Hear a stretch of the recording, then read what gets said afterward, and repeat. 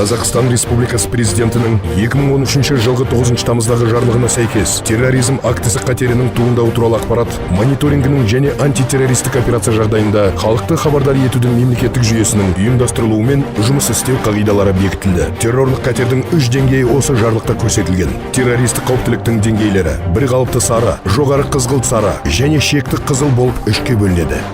Бір қалыпты сары деңгей енгізілген жағдайда: бірінші, қараусыз қалған заттарға, қоғамдық орындарға, күдікті адамдарға назар аударыңыз. Екінші, күдікті заттар сақтаудан немесе тасымалдаудан сақтаныңыздар. Үшінші, қараусыз қалған заттарға жақындауға болмайтынын көпшілікке түсіндіру. Төртінші, құқық қорғау қызметкерлері құжат тексергенде түсіністікпен қарап, қолдау көрсетіңіз. Бесінші, болып жатқан жағдайдан хабардар болыңыз. Алтыншы, сабыр сақтаңыз.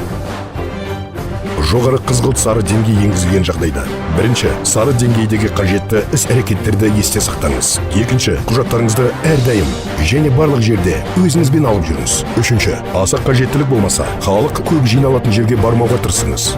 Төртінші, өз үйіңіздің жанында таныс емес адамдар мен автокөліктердің пайда болуына назар аударыңыз. Бесінші, өзіңіз тұрған ғимараттың қосалқы есігін анықтап алыңыз. Алтыншы, көлемді жүкті алып жүрмеңіз.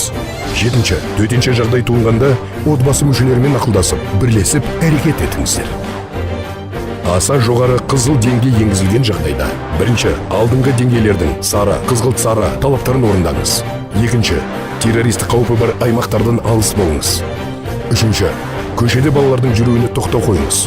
Төртінші, болуы мүмкін эвакуацияға дайын болыңыз. Қажетті заттарды дайындаңыз. Бесінші, теледидар және радио қосылу болсын. Алтыншы, тексерілмеген және расталмаған мәліметтердің таралуына жол бермеңіз.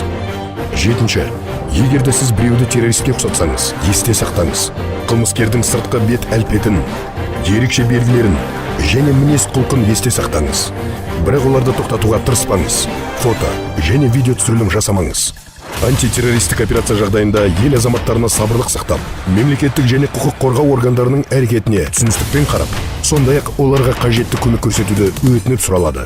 Қауіпсіздіктің бірінші кезектегі шаралары ретінде сақтық танытып, иесіз жатқан, әсіресе сымдар мен техникалық құрылғылары бар нәрселерге, сөмкелер, қораптар, бумалар, қаптар, шабадандар мен тағы басқаларға назар аударуды талап етеді. Бұндай жағдайда оғаш көрінген заттарға таянбай, құқық тәртіп органдарына тез арада хабарлау қажет. Сонымен қоса қоғамдық орындар мен көліктерде күдікті адамдарға назар аударып, олардан белгісіз заттар мен сәлемдемелерді сақтауға, беруге және тасымалдауға алмау керек.